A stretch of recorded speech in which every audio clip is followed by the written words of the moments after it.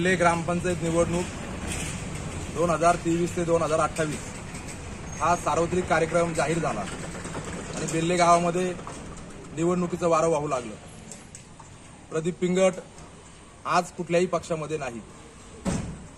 वेगवेगळ्या पक्षांनी त्यांचे उमेदवार जाहीर केलेत, काही जाहीर करतायत, परंतु गाव आणि गावातील लोकांचं ह्या निवडणुकीकडे लक्ष लागलेलं आहे। या गावामध्ये खऱ्या अर्थानं ओबीसींना संधी आहे आणि ती संधी घेतली पाहिजे, परंतु मी माझ्या मनाचा मोठेपणा केला आणि ओबीसी समाजाचे जे काही सरपंच पदाच्या प्रक्रियेतले लोक होते त्यांना तुम्ही उभे राहिले तर आपण सगळ्यांना बरोबर घेऊन आपण या निवडणुकीला सामोरं जाऊ।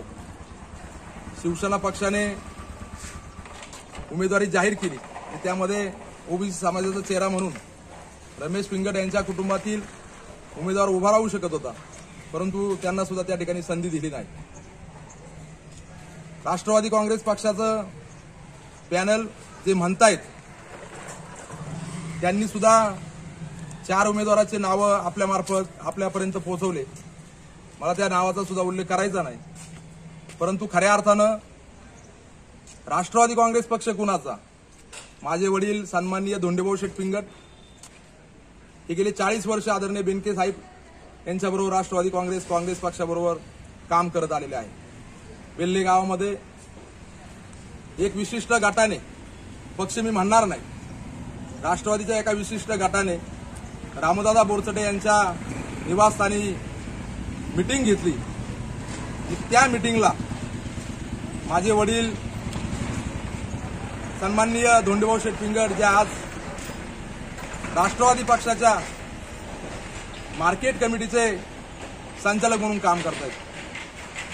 आमच्या घरामध्ये वडिलांनी मला सांगितलं का बा राष्ट्रवादी काँग्रेस पक्षाचा एक गट आपल्याला बोलवलं नसेल, परंतु मी एवढे वर्ष राष्ट्रवादी काँग्रेस पक्षामध्ये काम करतोय आणि आपल्या बरोबरच्या लोकांना विश्वासात न घेता त्यांनी मीटिंग केली, त्यांनी त्यांचं पॅनल तयार केलं। भविष्यामध्ये तुला राजकारणाला सामोरं जायचंय, तुला जो निर्णय घ्यायचा त्या निर्णयाच्या पाठीमागे मी भक्कमपणे उभा राहील आणि त्या पद्धतीने त्यांनी त्याचा सुचवाद दिला। त्यांनी आम्हाला मार्गदर्शन केलं। अनेक पक्षांबरोबर चर्चा चालू असताना काही लोकांनी जाणीवपूर्वक बाजूला ठेवून राजकारण करण्याचं काम केलं। मी आदरणीय राजाभाऊ गुंजाळ हे गेल्या वेळेस सरपंच झाले, त्यांच्या विरोधात मी निवडणूक लढलो, परंतु विकासाच्या मुद्द्यावरती 3ऱ्या दिवशी राजाभाऊंनी मला फोन केला आणि या बेल्लेच्या गावामध्ये जे काही विकास कामं जे मी स्वप्न पाहिलं होतं ते पूर्ण करण्यासाठी भाऊ म्हणले तुला सगळी ताकद देणार, फक्त विकासाच्या मुद्द्यावर भाऊ आणि आम्ही एकत्र काम केलं। दुर्दैवाने त्यांचं निधन झालं। त्यानंतर सुद्धा ग्रामपंचायत कार्यालय असेल, रस्ता असेल, अनेक ज्या काही योजना असतील त्या योजना पूर्ण करायच्या होत्या, परंतु भाऊ गेल्यानंतर त्यांच्या विकासाला खऱ्या अर्थानं ज्यांनी विकास कामाचं ध्येय घेतलं होतं त्या विकास कामांना विरोधकांनी तिलांजली देण्याचं काम केलं आणि म्हणून राजाभाऊ गुंजाळ यांच्या विकास कामाच्या विचाराने प्रेरित होऊन आज निवडणुकीला आम्ही सामोरं जाणार आहोत। प्रदीप पिंगट यांनी गेले 20-25 वर्ष राजकारणामध्ये काम केलं, परंतु कधी स्वतःचं नाव कुठं लावलं नाही, घराण्याचं नाव कुठं लावलं नाही। माझ्या मिसेस वर्षा पिंगट या पंचायत समिती सदस्य होत्या आणि आजही ओबीसींचा चेहरा म्हणून गावातील सर्वसामान्य जनतेच्या मनामध्ये वर्षा पिंगट ह्या सरपंच झाल्या पाहिजे अशी भावना निर्माण झाली। परंतु प्रत्येक वेळेस आपणच निवडणूक लढवायची का? सर्वसामान्य कुटुंबाला न्याय देऊ शकत नाही का?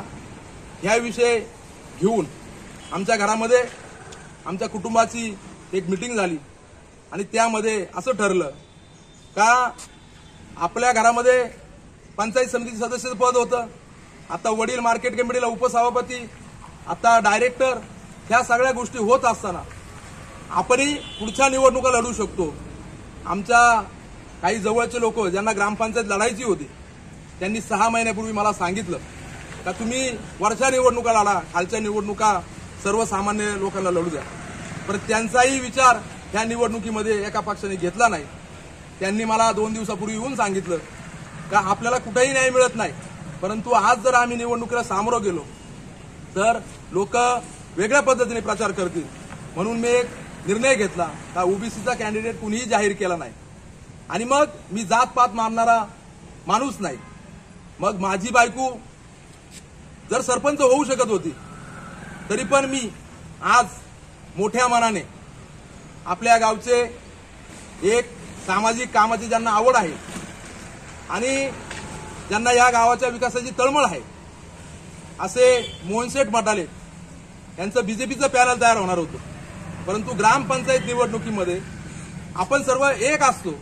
गावचा सरपंच हा कुठल्या पक्षाचा नसतो. ठीक आहे, तो एका पक्षाचा सदस्य असेल, पण गावचा विकास करायचा असेल तर सर्व समाजाला सर्व गावाला बरोबर घेऊन जाऊन आपणही गावाचा कुठलाही पक्ष पुढे न आणता सर्व पक्षीय असं मी म्हणणार नाही, गावातील सर्वसामान्य तरुणांना एकत्रित करून समविचारी सर्व लोकांना बरोबर घेऊन कुठल्याही पक्षाच्या अजेंड्याखाली कुठल्याही पक्षाचा झेंडा न लावता गावाच्या विकासाचा झेंडा आपल्याला या ग्रामपंचायतीमध्ये लावायचा आहे. आणि तो लावण्यासाठी मग 2-3 नावं माझ्या समोर पुढे आले.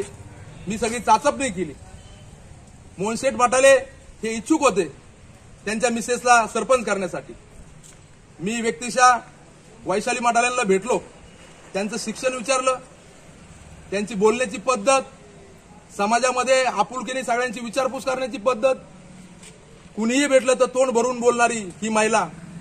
आणि जे काही आता म्हणतात का सुशिक्षित असावी आणि प्रशासकीय कामाचा अनुभव असावा, जर आपण निवडूनच नाही गेलो, आपण प्रक्रियेमध्येच नाही गेलो तर प्रशासकीय कामाचा अनुभव कसा येणार.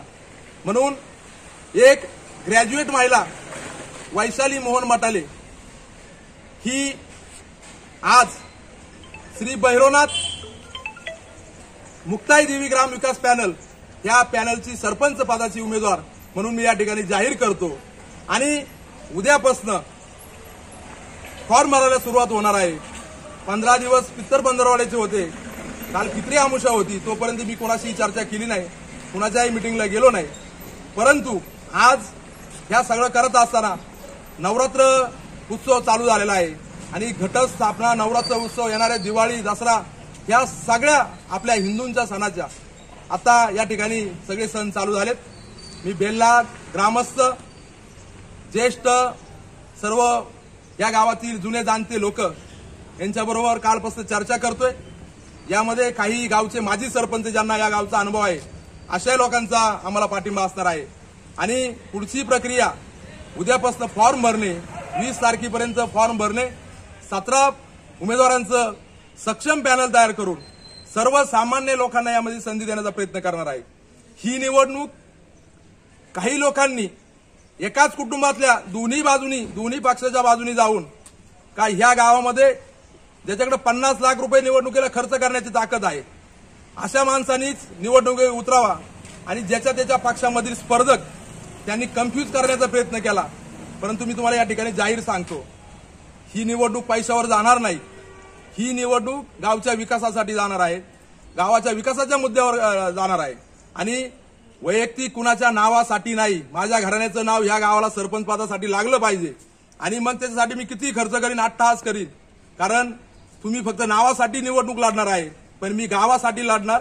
आणि या गावाचा जे 10 वर्ष मी जरी कुठल्या पदावर नव्हतो किंवा आजही नाही, परंतु सक्षमपणे प्रशासकीय कामाचा अनुभव आजही गावात तुम्ही कोणाला विचारलं, गेले 20 वर्ष राजकारणामध्ये काम करत असताना ह्या बेल्ल्याच्या पंचकृषीमध्ये कुठल्याही प्रशासनामध्ये प्रशासकीय कामाचा अनुभव प्रदीप पिंगटला जे कोणी म्हणत असतील त्यांच्यापेक्षा नक्कीच जास्त आहे. आणि म्हणून सुशिक्षित प्रशासकीय कामाचा अनुभव नसलेली जरी उमेदवार असली तर सुशिक्षित आहे, ती सुशिक्षित असल्यामुळे तिला प्रशासकीय कामाचा अनुभव नक्की येईल. आणि आम्ही सगळे माझे वडील आदरणीय धोंडेभाऊ शेठ पिंगट यांच्या मार्गदर्शनाखाली ह्या गावाच्या निवडणुकीला सामोरे जाणार आहोत. धोंडेभाऊ शेठ पिंगट यांच्या डोळ्याचं ऑपरेशन झाल्यामुळे 2-3 दिवस ते या प्रक्रियेमध्ये येणार नाही, परंतु निवडणुकीचा माघारीच्या दिवसानंतर ते संपूर्ण प्रचाराची यंत्रणा हातात घेऊन सर्व पक्षातील जुन्या जाणत्या लोकांना एकत्र करून श्री भैरवनाथ मुक्ताई देवी ग्राम विकास हे जे राजाभाऊ गुंजाळ यांच्या विकासाच्या विचाराचं स्वप्नांचं जे पॅनल आहे ते नक्कीच निवडून आणून ह्या गावामध्ये एक सक्षम आणि तिसरा पर्याय गावाला देण्याचा विचार केलेला आहे। एवढीच मी या ठिकाणी आज तुमच्या समोर घोषणा करतो। बाकी काही न बोलता पुढच्या प्रक्रियेला आणि पुन्हा एकदा या नवरात्राच्या आपल्या गावातील सर्व ज्येष्ठ महिला जे काय आपल्या गावातील सर्व आपल्या या हिंदू धर्म असेल सर्व धर्मियांना लाख लाख शुभेच्छा देतो आणि थांबतो। या ठिकाणी होऊ घातलेल्या 2023च्या 28च्या पंचवार्षिक ग्रामपंचायतच्या निवडणुकीच्या आताच बेलेगावचे युवा नेते प्रदीप शेठ पिंगट यांनी माझ्या धर्मपत्नी वैशाली मोहन मटाले यांचं नाव भैरवनाथ मुक्ताई माता पॅनलच्या वतीने जाहीर केलेलं आहे। खऱ्या अर्थानं प्रदीप शेठचं काम करण्याचं मी या ठिकाणी मानस पाहिलेला आहे। या गावचा विकास झाला पाहिजे आणि विकासाच्या मुद्द्यावरती खऱ्या अर्थानं त्यांना हे गाव पुढे न्यायचं आहे आणि विकासाच्या मुद्द्यावरती राजाभाऊ गुंजाळचे विचार असतील ते देखील त्यांना पुढे न्यायचं आहे। आम्ही सर्वजण एकत्र येऊन अखंड मित्र परिवाराने त्या ठिकाणी निर्णय घेतलेला आहे। प्रदीप शेठ पिंगट यांच्या नेतृत्वाखाली खऱ्या अर्थानं आपल्याला सामोरं जायचं आहे। धन्यवाद।